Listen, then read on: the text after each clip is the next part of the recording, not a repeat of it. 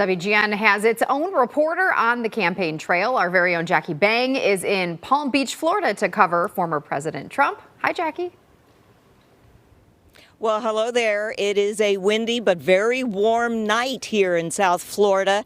We're at the Southern Boulevard Bridge, and that's one of the links between West Palm Beach and Palm Beach behind me. And if you look behind me, those lights, that's Mar-a-Lago, the home of Donald Trump. Of course, he's not there. As you just mentioned, he is visiting many of the battleground states tonight. He will return on Tuesday to vote. In the meantime, as this election season finally comes to an end, we thought it would be a good idea to look back at this chaotic campaign. America's comeback starts right now. It was no surprise when on November 15th, 2022, Trump officially announced his third bid for president at his home in Mar-a-Lago. He had been hinting about it for months. In 2024, most importantly, we are going to take back our magnificent White House. This came days after Republicans suffered significant losses in the midterm elections. But that wasn't the only ominous sign surrounding his announcement. The former president has found himself in and out of courtrooms in New York, Georgia, and Washington, D.C. He was convicted of 34 felony counts related to a hush money case with an adult film actress. Trump continues to fight federal and state charges ranging from election interference, fraud, and withholding classified documents. This is a persecution of a political opponent. This was never supposed to happen in America. A political scapegoat may be his defense, but Trump also went on the offense. First, calling Biden Sleepy Joe, Trump hammered the president on his vulnerable policies: immigration and the open border, the difficult withdrawal from Afghanistan, and the high prices at the grocery stores. Then came the debate.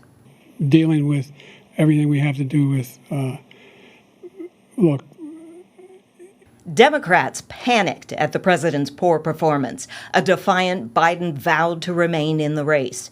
2 weeks later, as momentum grew for Trump,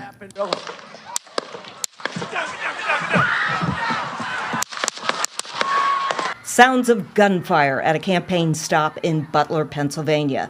The former president was slightly injured. A bystander was killed.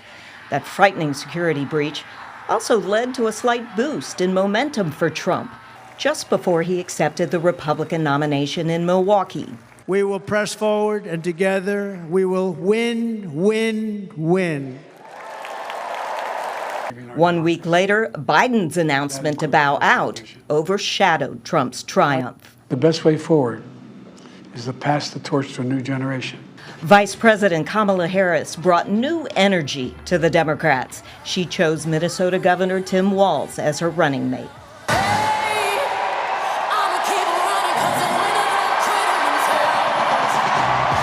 With only 4 months before Election Day, both camps scrambled to organize a new battle for the White House. In September, they met for their only debate. In Springfield, they're eating the dogs, the people that came in. They're eating the cats. You talk about extreme.